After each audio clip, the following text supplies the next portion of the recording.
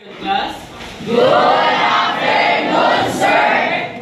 Before we sit in our proper seat, kindly pick up the pieces of paper under your chair and place properly. So you will see,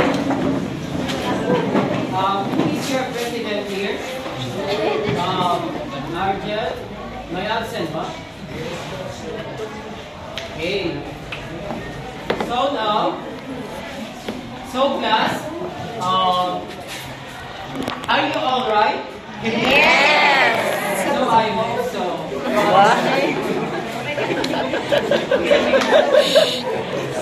I hope you all are right in spite of the environment and many requirements that we have.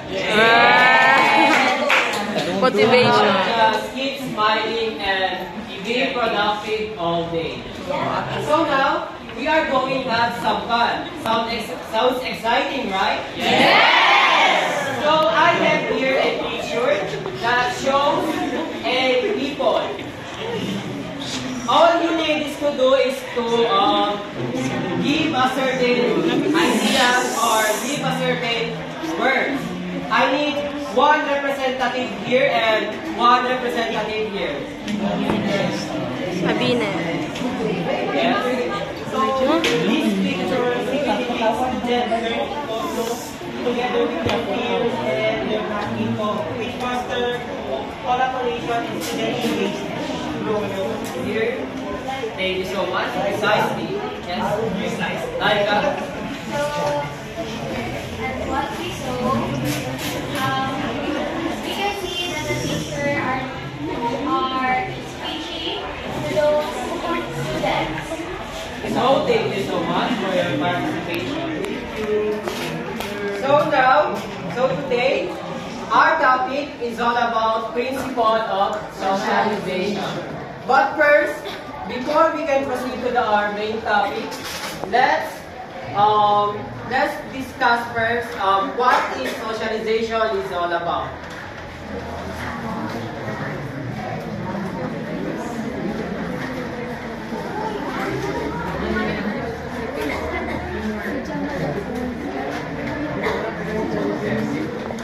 Hindi kasi mo.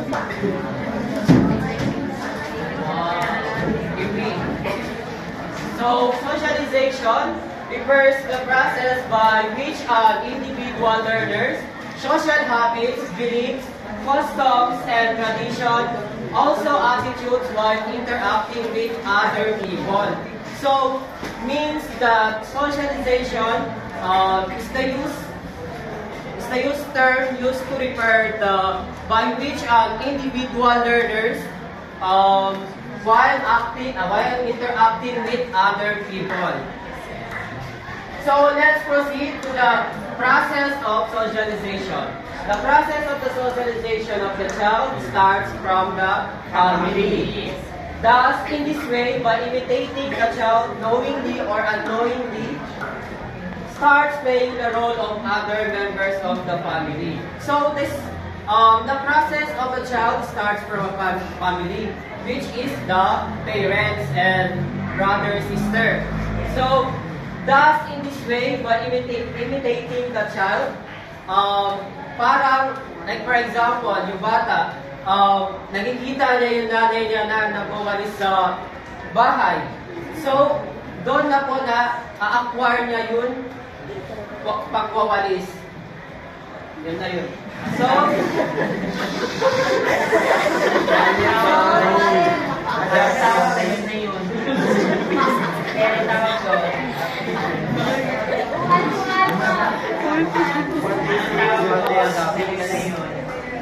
yung process of the child po.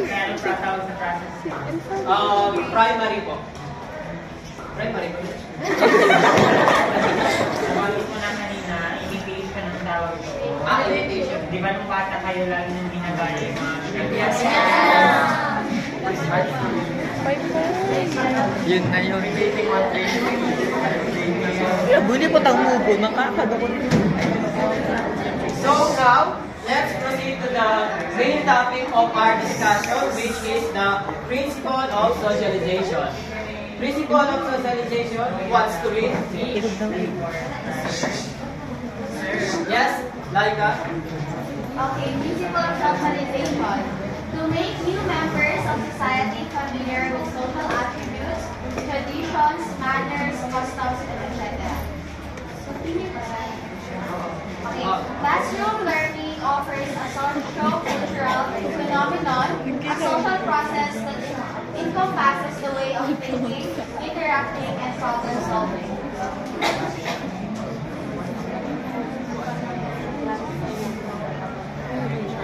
So, principle of socialization is a fundamental process in human development, shaping individuals into function members of a society. Like for example, in a classroom learning, sa classroom learning natin, which is, I will divided you into a groups.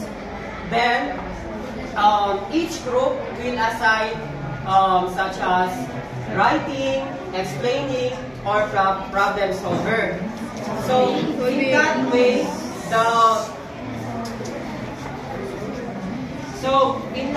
the students will encourage teamwork, communication, and sharing ideas. So, let's proceed to the socialization. Socialization has 3 levels, namely, level 1, submission. Submission is a common various context where interaction, if all, is limited by teacher and learner.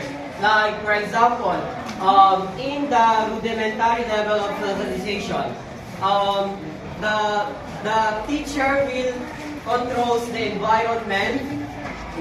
The student will be expected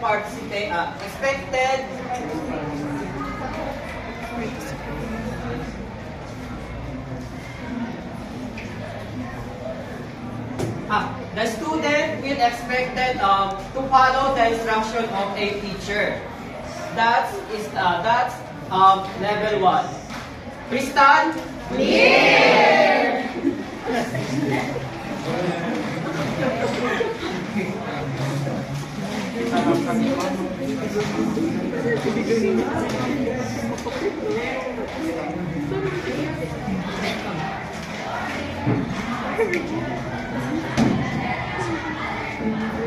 So level 2, which is the contribution. Learners is more enjoy a certain amount of freedom, which engage them in terms of activities. Like, for example,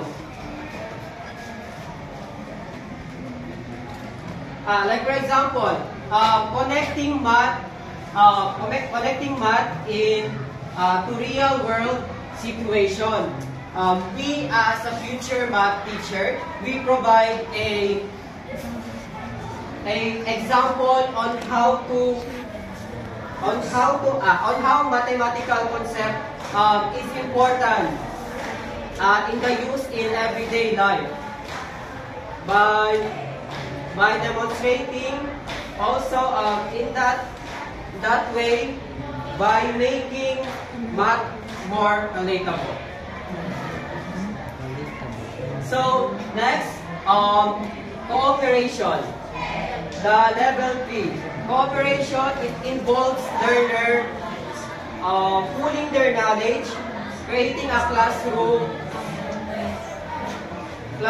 where students work together by communication, sharing ideas. Like, for example, students work in a small groups. So, for example, students work in a small groups to solve a mathematical problems. Each group member contributes their ideas and insight to arrive the solution. So this cooperative problem solving approach, the students encourage to listen to each other, sharing different perspectives.